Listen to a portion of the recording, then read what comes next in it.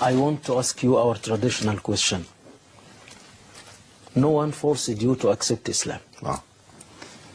We want you to tell us about the conversations you made with yourself, in your inner mirror, until you declared the Shahada. There is no God but Allah, and Muhammad is a messenger from Allah. We want you to tell us about your autobiography until you accept Islam actually. We are listening. Bismillah ar-Rahman ar-Rahim. You know, Allah Almighty works in our lives in extraordinary ways. And one of the problems in our lives as Muslims is that we don't take time to see where Allah is guiding us. When I look back on my life now, I can see that right from the day I was born, right to this moment when I'm sitting with you here tonight, Allah Almighty had a plan for me. And He was working His plan out all through my life. So when I was sitting in Rome, listening to lectures about church history and about the Bible, really I can see now that I wasn't really studying for the priesthood. I was studying to be with you tonight, to be speaking to these people on the TV. And Allah Almighty uses all the events of our lives, all of the events, to make us the people that we are. So I don't reject any part of my life. I don't reject it at all. When I'm giving I give talks now all over the world about Islam. And I always begin my talks by saying to the audience, if any of you have come here today to hear me criticize the church or the Pope or the Bible, you've come to the wrong talk. Because all I have in my heart is love for those people who brought me to where I am today. Okay? So my first experience of Islam, if that's what you're asking me, when I was a priest, before Islam, I knew nothing about Islam. I knew nothing about Muslims. I'd never even met a Muslim. I'd never spoken to a Muslim. I'd seen them in the street. And I knew that Muslims chopped your hands off, and they hit ladies, and they blew themselves up. But I'd never met a Muslim before. And I came on holiday to Egypt. Alhamdulillah Rabbil Alameen. I came to Egypt. And a little boy in the street selling bananas was the first Muslim I ever met. And he greeted me. The first words I ever heard from a Muslim were, Assalamu alaikum. And for the rest of the week that I was in Cairo on holiday, I passed that little boy in the street. And the little boy, I learnt some Egyptian words, and I learnt to say to the little boy, Zayak, Zayak ya Habibi. And he replied to me each day, Alhamdulillah. And I went back to London at the end of that week, and I didn't know much about Islam, but I had met Muslims. And Muslims, like the little boy, had taught me to say as-salam, the greeting of peace, not chopping hands and blowing yourself up, but peace. So that little boy, and it's important, forgive me if I'm talking too much, it's important for us as Muslims to remember that on Judgment Day, we'll give an account to Almighty Allah for the words we've spoken and the example we've given about Islam. And on Judgment Day, that little boy will get a great surprise, because he'll appear before Allah Almighty, and it will be read out in his book, all the shahadas that have been declared as a result of him introducing me to Islam. All the words that have been written about Islam because of him. All of the television programs because of that little boy. And all of the blessings come from him, and he knows nothing about it. And Allah Almighty will bless him abundantly on Judgment Day for the good example he gave. تفضل يا ريت باختصار بس تفضل. السلام عليكم brother Idris. وعليكم السلام ورحمة الله. Actually, I would like also to take this chance to take one advice from you, as I'm working with foreign people, and because of your work before as Christian, you should have a lot of knowledge about this religion. And actually, my colleagues in the work are Christians and non-believers. So I don't know how I can give them a good picture, especially I don't have a lot of information about my religion. I should feel shameful about saying that, but unfortunately, I don't have a lot of knowledge. I'm not reading a lot about my religion, but I'm praying, stuff like that. So how can I give a good picture about my religion, Islam? And not to lose your time, thanks a lot, and waiting for your reply. You want to make any comment? نشكر الأخ المهندس محمود من السويس. Go on. Bismillah ar-Rahman ar-Rahim. What I would say, brother, is very simple. Our beloved Prophet ﷺ said that all we need to tell people about Islam is one ayat of Quran. We don't need all the books, we don't need a library of books to talk about Islam. The person that told me about Islam was a little boy selling bananas. So what you're called to do, brother, I would say, I don't give people advice, but it would seem to me that this is what you're called to do, is by your good example, show people what Islam is like. Words are easy. Words come very cheap. And unfortunately, I'll be very bold and say it, in the Muslim world, there are lots of people doing a lot of talking and telling people what to do. And unfortunately, a lot of it sounds to most people like wah, wah, wah, wah, wah, wah, wah. It doesn't touch their hearts.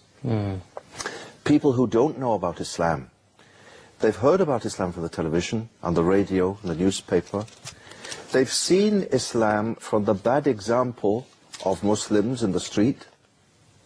So, brother, you are called to be a mercy to these people, to show them the real Islam, to show them what it means. So, for example, you show them, you laugh and joke, you smile. Muslims are not miserable. We're not called as religious people to be miserable people. We're called to be fun. And what you must do, in the midst of the fun, and in the midst of the professionalism of your work, you say, can you just excuse me for 5 minutes? I have to go and pray. That's example. You know? And during Ramadan, instead of like many Muslims, you look miserable. Oh, it's Ramadan, I'm hungry and I'm thirsty. In your fasting, you should show your friends you're smiling even more. You're even happier to be a Muslim. You're thanking Allah Almighty that you've been given the gift of fasting. So I'd say, brother, you're given a fantastic opportunity. You don't need lots of books, although it is important to study.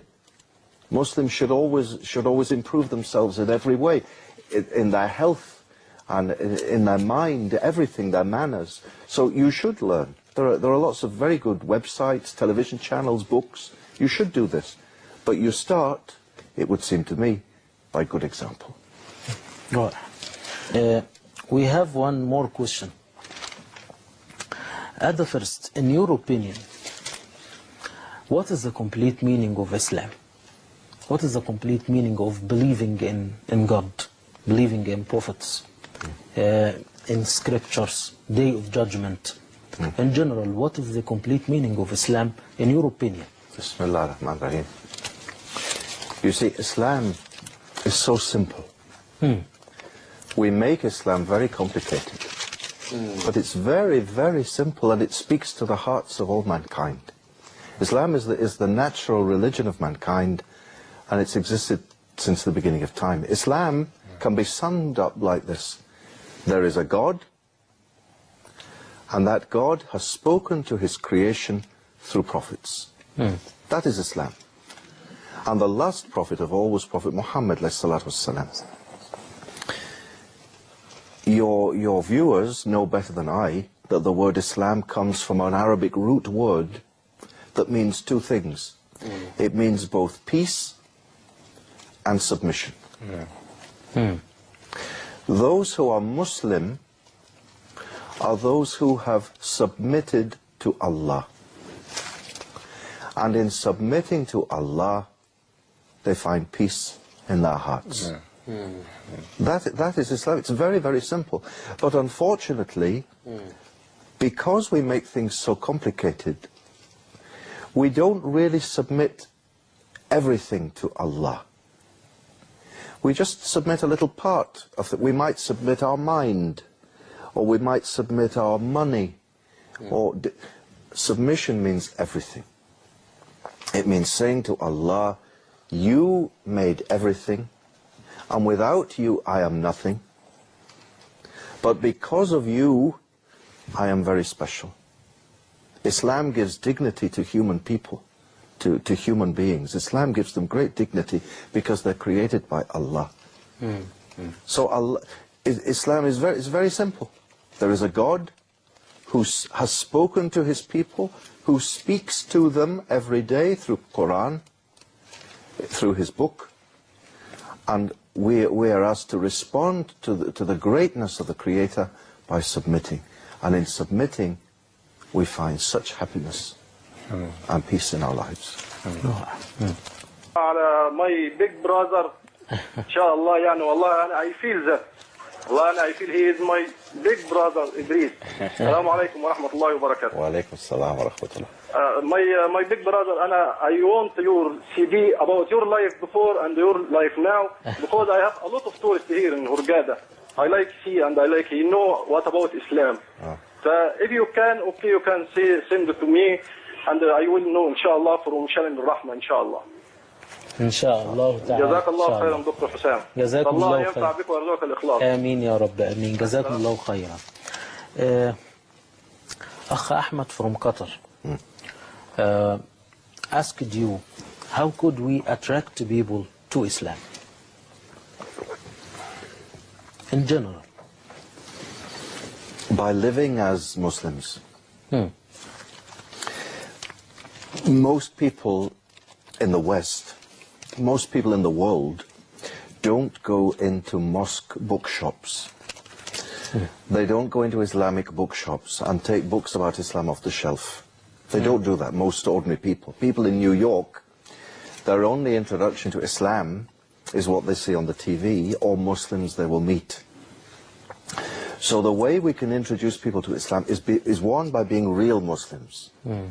Not being what we might call cultural Muslims, carrying lots of baggage that really has nothing to do with Islam, and not being lukewarm Muslims who don't really care about their faith and are giving very bad example by the way they're living their lives, but by being real Muslims.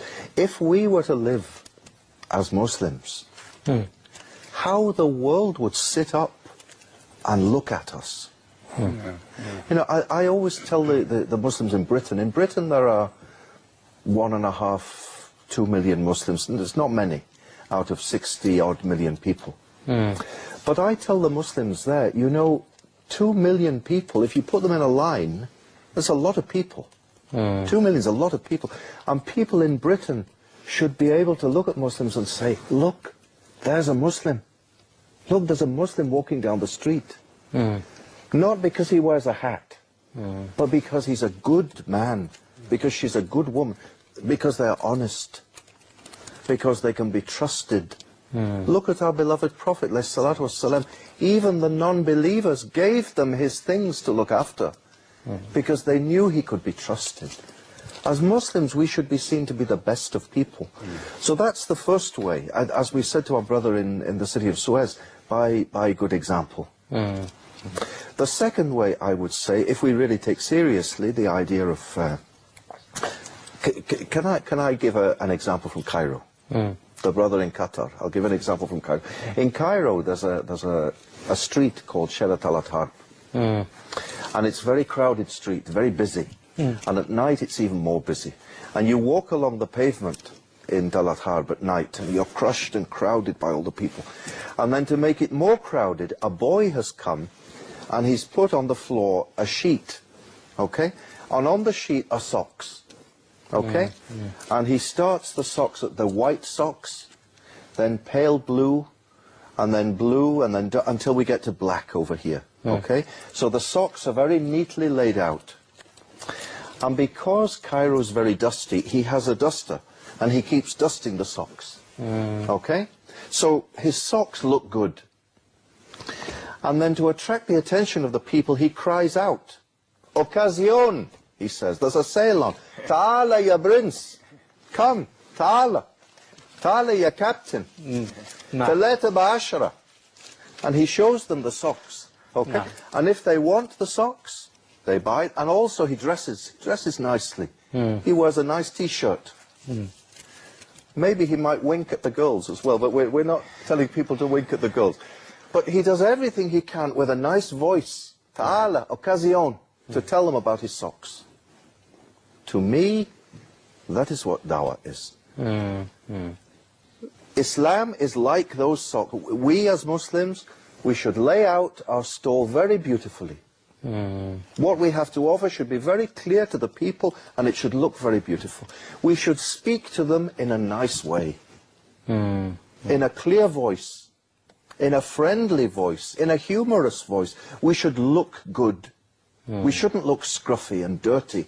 I taught in Damascus for the last 2 years at Mahad al-Fatah al-Islami, and I used to tell my students, they were studying Islamic studies, and I said, any of you comes to my class with dirty shoes, I will send you away.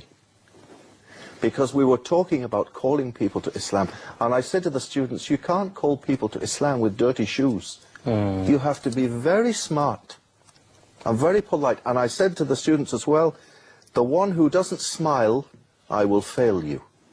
Because you can't talk about Islam unless you smile. Because Islam is beautiful. In Egypt, we say Islam is asal. Asal, it's like honey. It's very, very sweet. This is Islam. This is, brother, this is what we should do. I want to ask you one more question. We have 4 minutes. What's your impression when you are listening to Quran recited by others? And in your opinion, how could Quran help you or help us seeking the right path? Bismillah ar-Rahman ar-Rahim. Just the pattern, the sound of Quran touches our hearts. I began to learn Quran by listening to Quran on a cassette, listening. I didn't understand it, listening. And then with my Quran, it was in Arabic and at the side in English. So I would listen to the tape, sometimes I would put the book aside and just listen to how beautiful it sounded.